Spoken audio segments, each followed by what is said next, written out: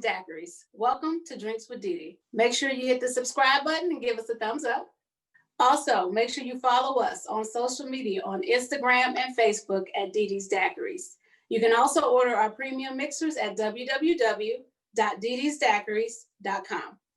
Ladies and gentlemen, thank you so much for sitting and drinking with us today. Today, I have It's a Lawyer, Briseida Dawn, Briseida Bethancourt, the owner of Bethancourt Lawfirm. Briseida, how are you?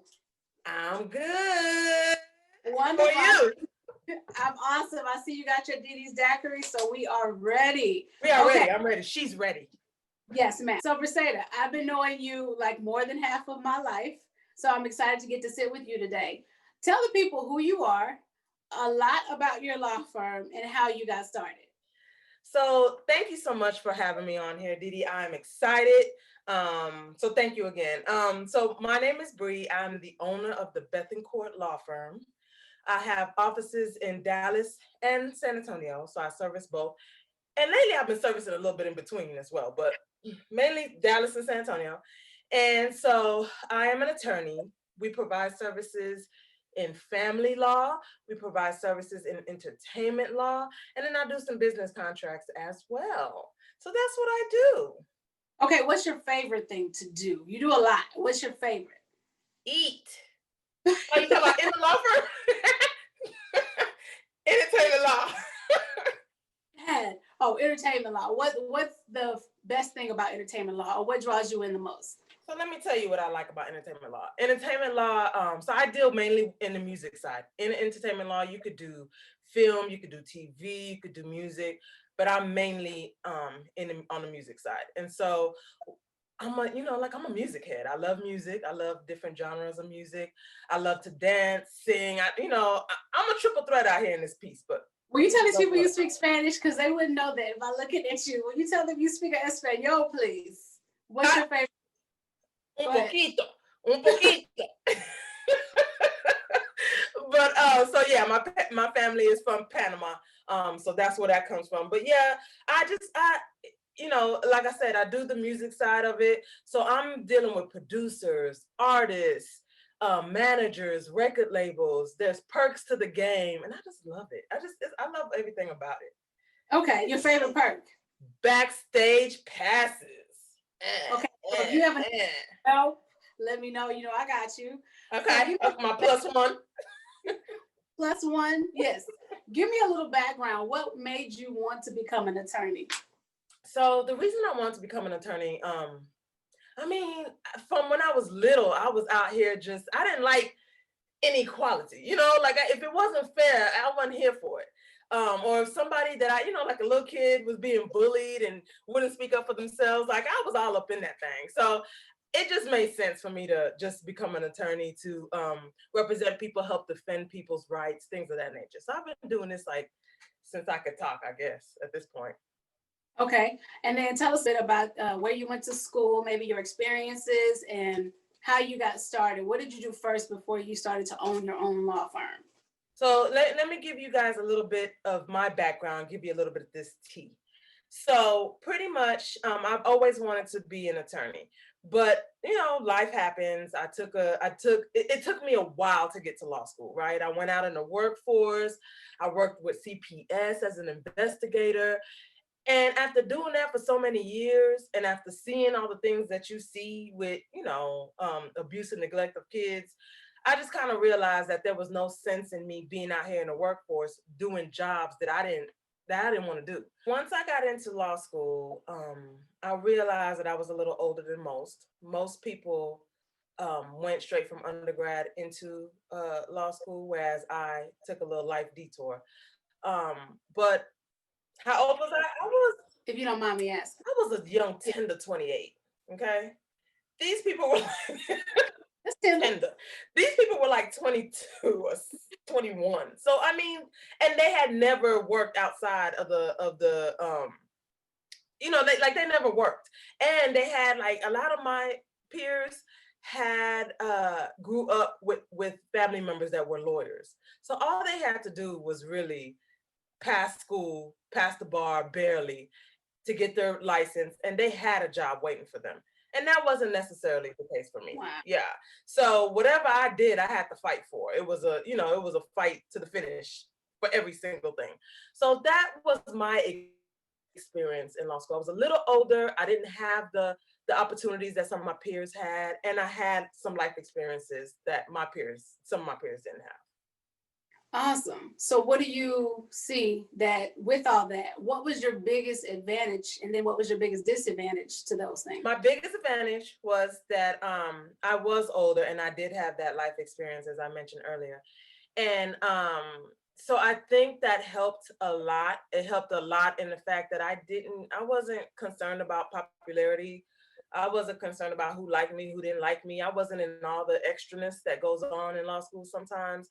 I just kind of did my own thing. And it was kind of like, look, you either with me or not, but I'm gonna get this degree and mind my business. That was pretty, so I was able to take that being older to not involve myself in a mess. And then the disadvantage for me, to be 100% honest, is that it wasn't until law school that I was formally diagnosed with ADHD.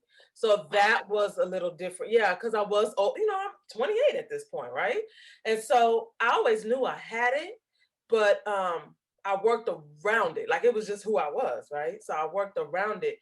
But law school taps into a different part of your brain. And I was coming up against obstacles that I wasn't used to before. And so I had to really learn to work with it, work around it, and figure out ways so that I can, be successful in law school and beyond. What kind of obstacles did you come across having that ADD or ADHD brain? Child, it's ADHD. So I had to, for the first time in my life, I had to do testing accommodations, which I never really had to. I was able to wing all my tests before. Now, mind you, I've never been a straight A student or a high, Okay.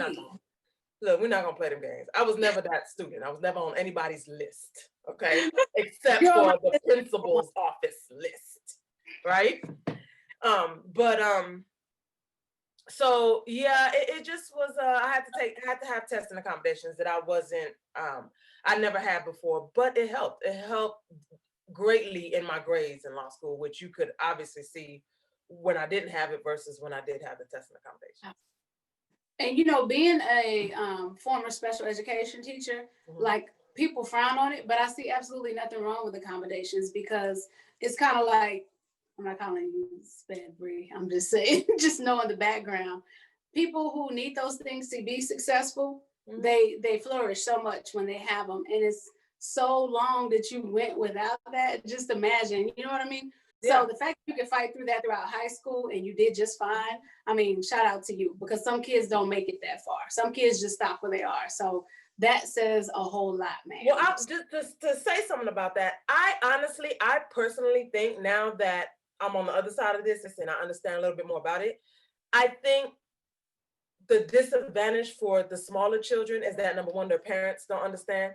I honestly think the school system doesn't really understand what it is.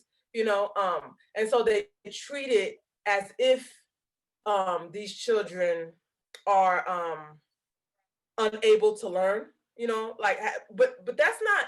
ADHD, actually, we think faster than the average human, right? So I'm already 4 conversations ahead while I'm in this conversation because I think faster than but I am, that's what it is. So, and my IQ is actually super high.